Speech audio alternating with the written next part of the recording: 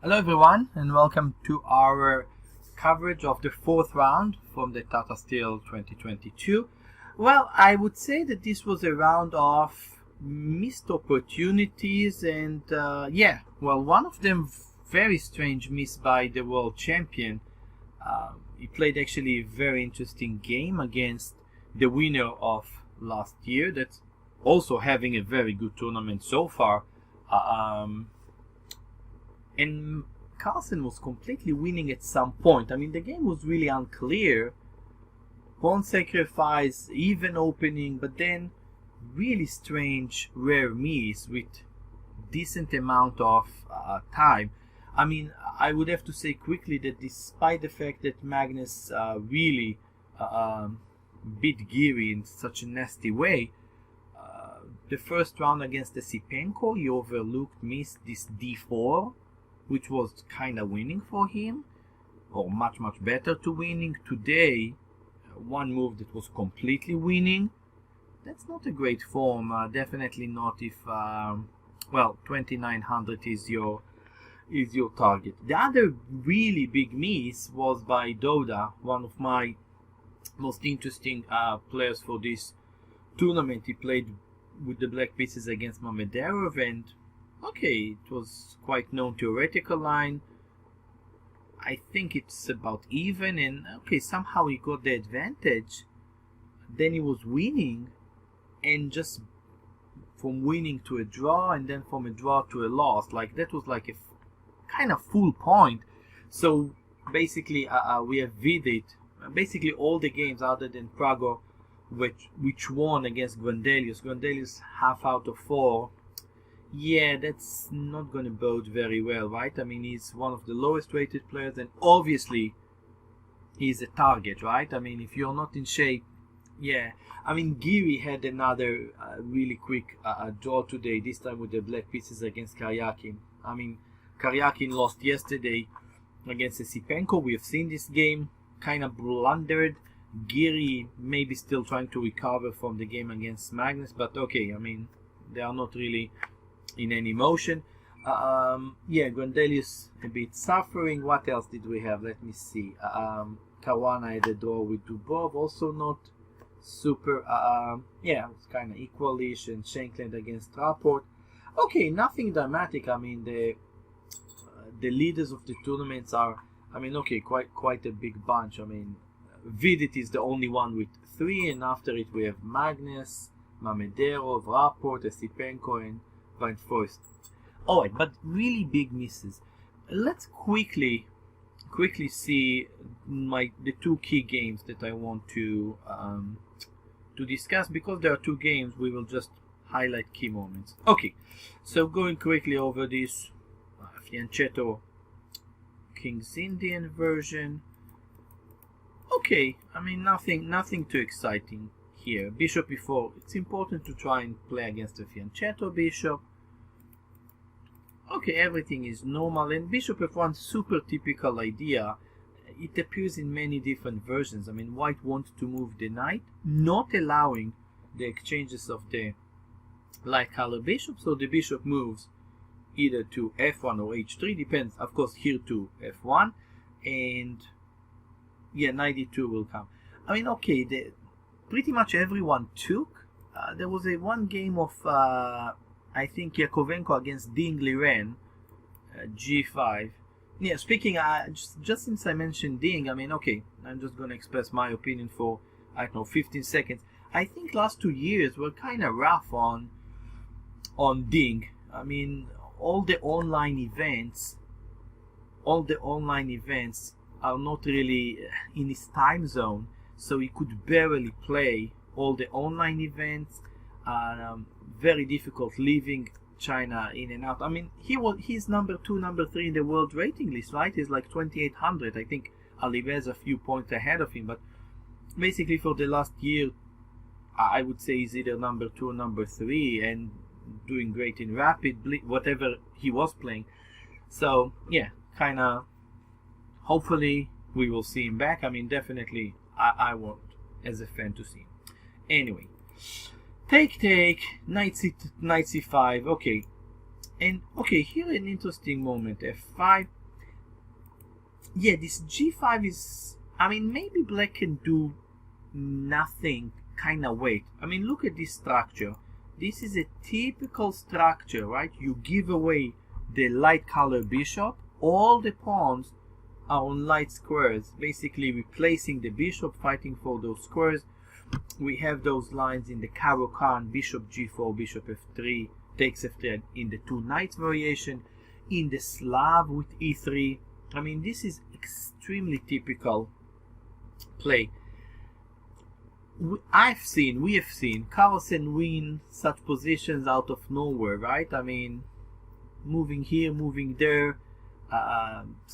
Yeah, well, I mean, that's why he is where he is. So I can understand this g5 move. The idea is play g4 and the knight on e4, never going away. The problem is that, yeah, it's kind of pawn sacrifice. I'm not certain if Van Foyst planned for that. Probably yes, because this d-take is just impossible. I mean, this is just impossible. Like, just horrible, this position. So he sacrificed the pawn. Yeah, I don't think it should be enough. I mean, okay, obviously the light squares, the ugly bishop.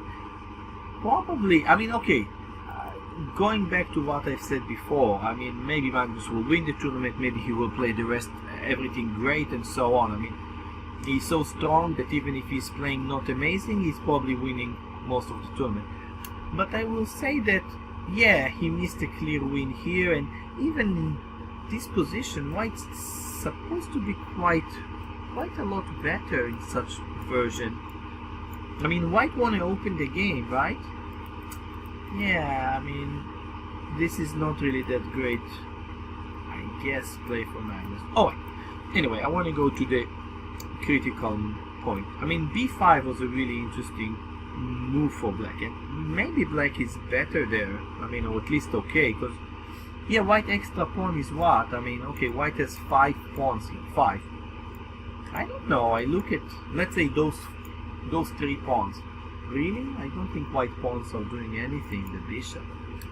Anyhow, let's move to this position. Yeah, this is interesting. Yeah, and here, okay, whether it was necessary, whether not, I personally, I kind of like the way that black played. I mean, bishop f8 was super possible. Bishop f8 would be... Somehow I like this h3. I don't know. I mean, it's not necessary to play this super logical move. Bishop f8 was absolutely out there. Okay, going a few moves ahead. Okay. I mean, if h3, I guess rook f3, rook h6. Yeah, so h4. I mean, the bishop wants to attack the g5 pawn, right? But I mean, this is just not working. Okay, bishop f8, bishop e7. Okay, rook b2 is interesting. I mean, obviously wanting to get some counterplay. I mean, the other move obviously is king f1 was possibly a better move, but I really want to just put most of our attention on the key line. Now, I think this is not the right move. I mean, rook take, this is probably going to be a draw, some perpetual, right? And I think black should have gone for this. I mean, I don't know if black was aiming for more, or if he thought like, oh, I'm going to play for a win. But this is not really that, possibly not really that great. King f1.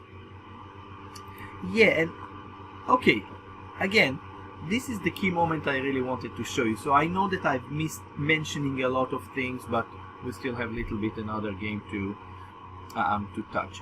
Look, White will take this bishop, it's pinned. The only question is, in what shape? if the king stays on the g file, this is why black played queen e7, right? Then it's not that easy to take the bishop, or at least black is going to get the queen. Okay, but here Magnus said, I don't know, 11 minutes plus some increment. Okay, a lot of time, and he's the best player, however you want to call it. I think king e2 is super logical, like just super logical. Just get the king out of the king side. Queen a6, king d1. I mean, you know, yeah, this... Okay, I don't know what Magnus was thinking and what he saw or not, but when I'm doing right now, recording this, I remember some stuff about Petrosian. Petrosian said that how he knew that he's in a good form.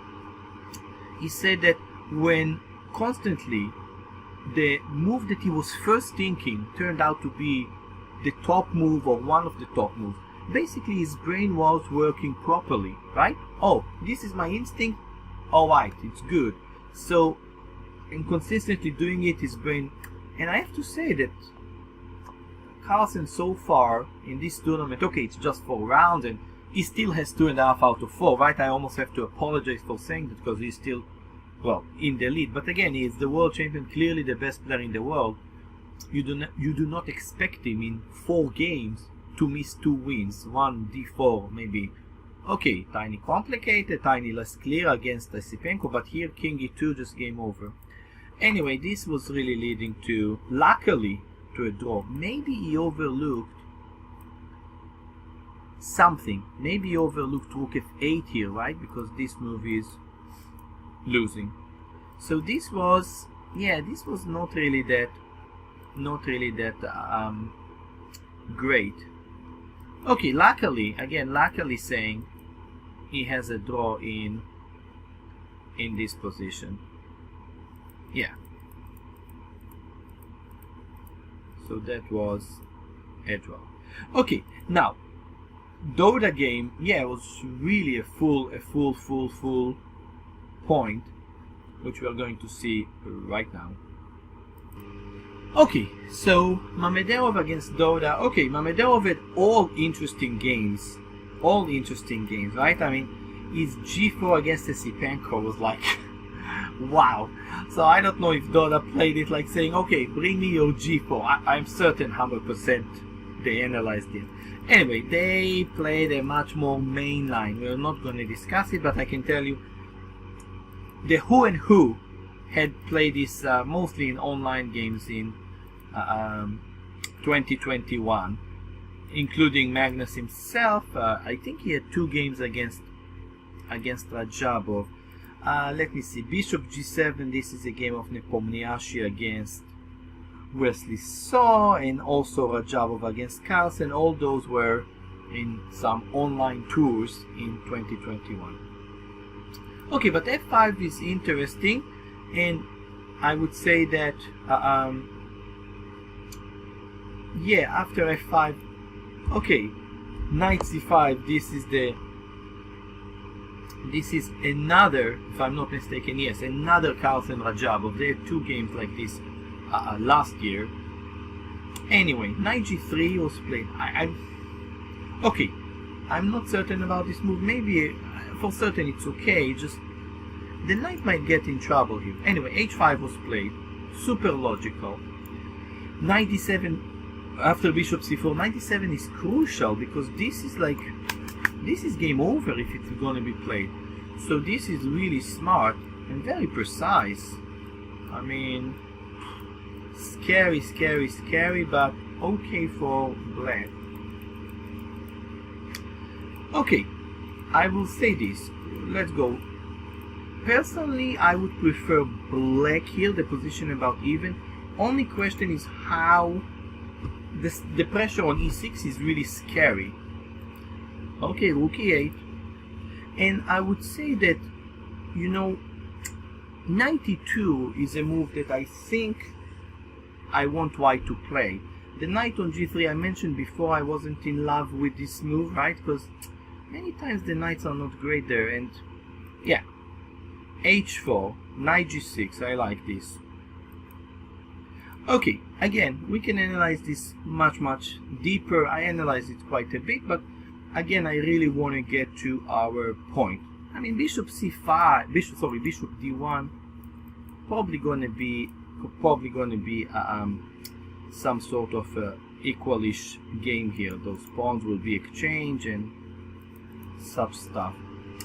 Mamedov allowed the game to go wrong for him. I think rook d5 better than what he played, but rook d8 also okay. But here he has to be already very careful. Like, I mean, rook h1 seems like a good suggestion. Rook e8 was played, and I think this is a mistake. I mean, the knight on g3, not feeling that this is not enough for white. It looks dangerous, but just not. I mean, rook e6 is just a check. Yeah.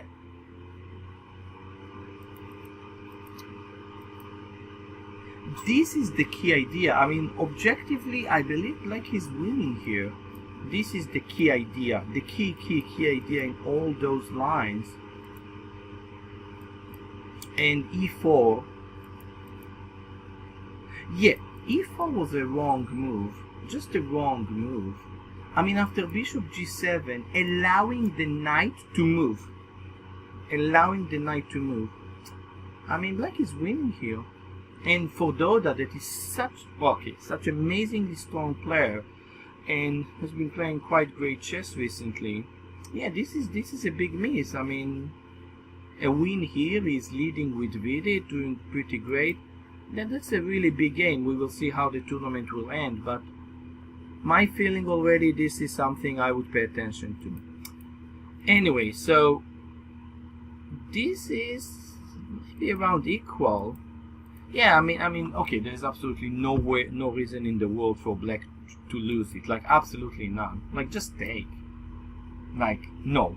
This, I don't think any reason in the world for black to lose. But, and even here, I mean, okay, easy to say, right? But I think with the h-pawn, the bishop, this is much closer to a draw. I mean, it's probably a draw. And even this is probably acceptable, but already not easy.